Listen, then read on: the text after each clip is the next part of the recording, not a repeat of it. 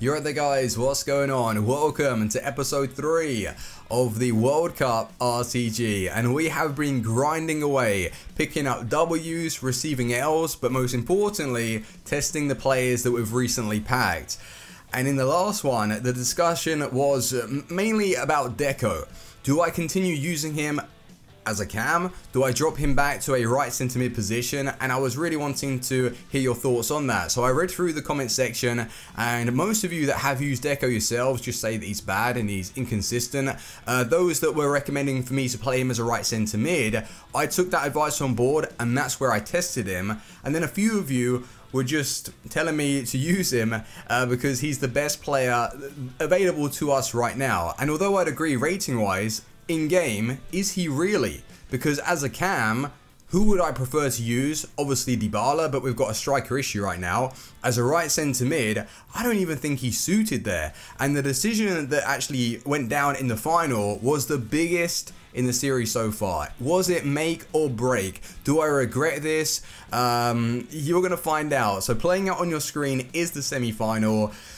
And I've been getting used to the gameplay, to be honest with you. I'm starting to realize what EA want from me and how I should be playing. But we were 4-1 up, he received a red card, and there was nothing really I could have done about his goal. Well, maybe got my player in a better position to stop the cutback. But when you have 3 players, including the goalkeeper, sitting on top of your opponent's attacker and he still manages to get the shot through, it is what it is. But it didn't really change the outcome of that match. We got the win, we opened the pack, and it's a skinny. So that's someone that we can't really get much use out of, only to put towards future SBCs. But as you can see, the final is upon us.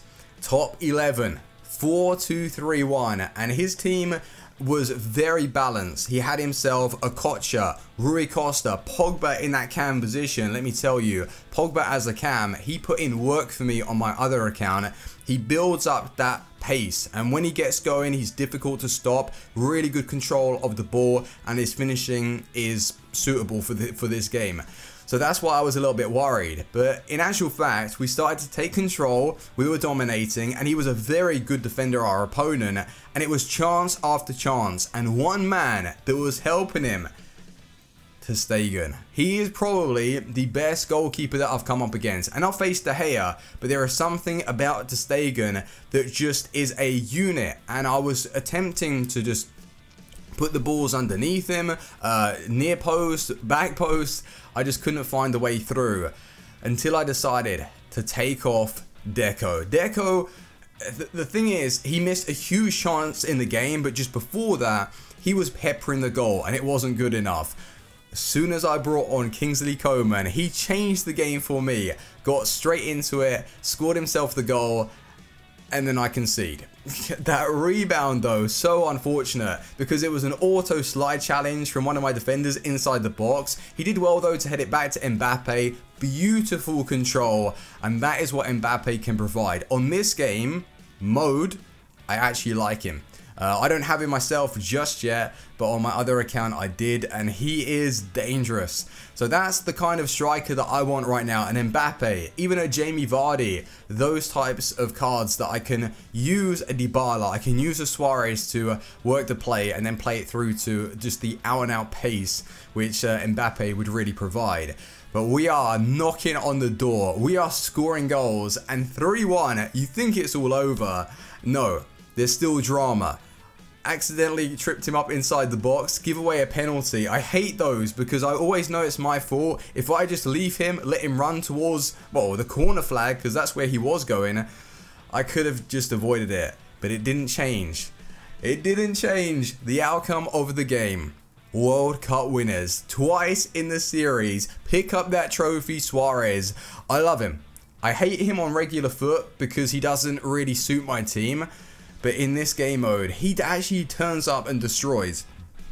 So the decision of taking out Deco and bringing on Kingsley Coman completely changed things. So I believe that from now on, I'm just going to get rid of Deco, drop him to the reserve bench. If we need him for a icon SBC, then that's someone that I would submit. Opening up the packs. What is going down with my pack luck right now? It is so good, I keep getting dupes. Maybe it's bad. I don't know. Well, Felipe Luis, left back, we already have him in the series, so that's another high rated card that I can put towards something. But Valsalco, did you see him? I might use him when we decide to build like a European squad. Another Brazilian, a left back, another dupe. Marcelo, are you kidding me, EA? So not only in the last episode did we get, what was it, Lukaku that we already had, I believe it was, Gomez. Now we've got Felipe Luis and Marcelo. I can pretty much field my team again, just because of the dupes. But Leno was a decent pull, but I don't know how good he actually is. So with those coins, I decided to enter a draft. 15,000 that we won from the World Cup, I put it towards going into one of these, and it allows me to test out just a few more of these players, because I don't believe that the draft gameplay in this game mode is any different to just the regular World Cup tournament. So one thing that I was really wanting from the game, and just to discuss it with you, ladder reward system. And it isn't too crazy where they have to make new screens to show us what we're working towards. Just add it into the daily or weekly objectives. So how would you feel if, for example, EA came out to say that if you win 50 games, you get yourself an icon pack. So a guaranteed icon. If you win 150 games, 300 games, you've got something to work towards and really be unlocking just new cards on the game. It just adds that freshness. Or in fact, you could have an icon SBC for winning 5 World Cups, because what we've put in place in this series is basically that. We're working towards those targets, and it just makes it a little bit more enjoyable than if you were just to spend a ton of coins on this game mode. So maybe for FIFA 19, they're using this as some sort of experiment. I don't know. Just be bringing out that live content to us, please. It'd be awesome. But this draft that we're starting to put together, it is looking special. Hazard, you're going to be seeing him score some nasty goals. I'm telling you. 1, 2, 3 of them in this draft playing out. Beautiful. So the first opponent in the draft was using a 5 at the back. Company and Pepe.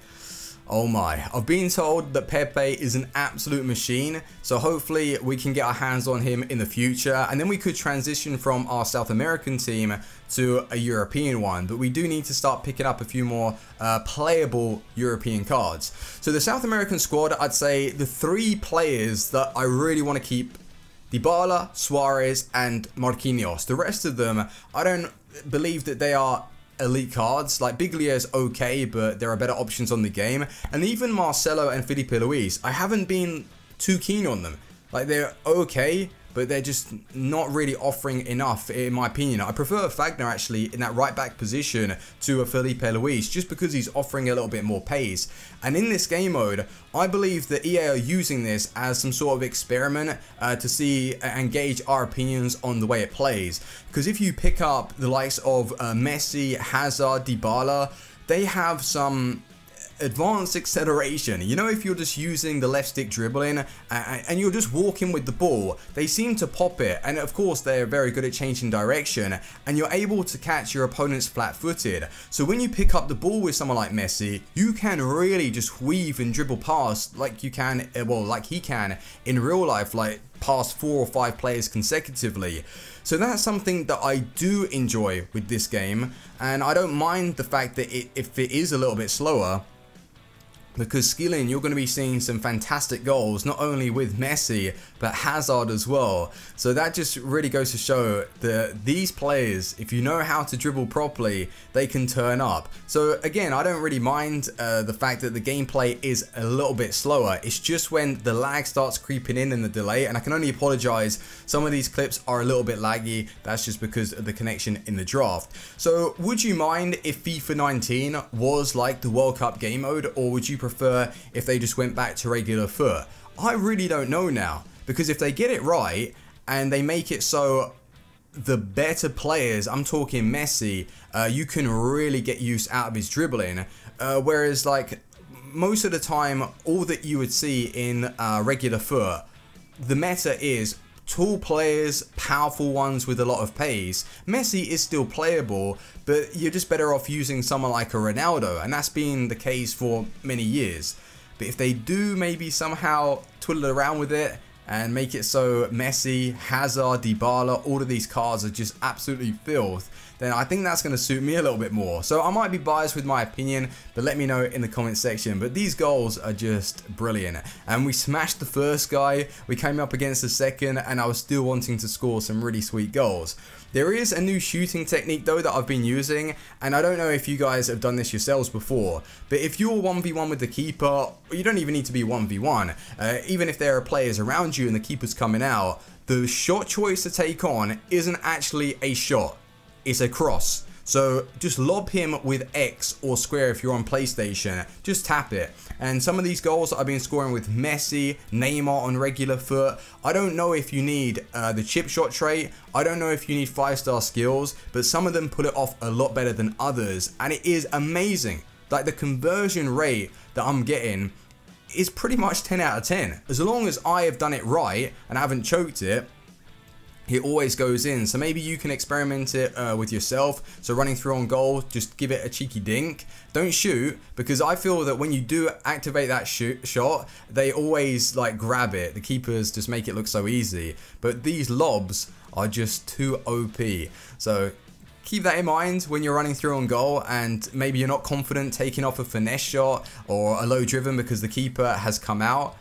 Give them a little dink and they won't be bringing out their keeper again. But in this match, it was very, very difficult. He was a pretty decent player. He was catching me on the counter attack. We went 3-1 down, but I showed pretty good heart, determination to get back into this one. Messi, lovely low driven, and I did my best to get back into the game, but I always leave myself open around the halfway line. And because the game hasn't right now got incredibly overpowered centre backs, I can't rely on a Rio Ferdinand and Maldini to track back.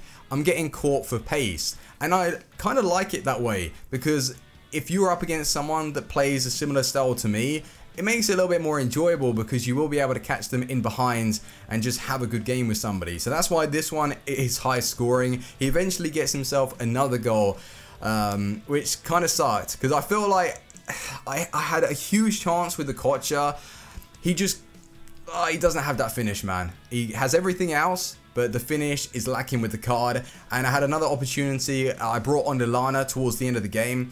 Passed it across to him inside the box. I took the shot, he didn't, and I got caught on the counter attack because of that. The Hazard goal though, that is what I was trying to explain to you guys. The dips, the weaves, inside and out, that is how I want to play. And if the game can provide that and I can get use out of the skilling and dribbling, then I'm going to enjoy it so much more. But we come out of that game, we fall a little bit short. I was wanting to get to the final at least, but we made it to the semis and got beaten, unfortunately. But out of the pack, not bad, you know. Our South American team is coming along. David Luiz now, but do I really want to use David Luiz? Maybe partner him alongside Marquinhos. That's something that I'm going to have to just play around with and experiment. Another card that we did get is Ndidi, and I checked out his in-game stats, and I really want to use this guy. His defense, his physical stats, and on regular foot at the start of the game, his non-rare card was pretty overpowered. But the only problem is the chemistry. I don't know how to fit him in, so maybe that's someone that I can either sub on or just play around with a few things. But that's where I'm going to end today's episode, guys. We haven't been packing anyone over 89 rated, but what we have done is added another trophy to the collection. 2 World Cup wins, and I'm going to keep grinding, and I'm having a lot of fun playing the RTG on stream. So if you want to come and check it out, links in the description and at the top of the comments, twitch.tv/Fuji720p. Come and yeah, chill out with me, and we'll grind towards packing icons and winning some more World Cups. Thank you so much for watching. Leave a like, and I will see you on the next one. Team out. Peace.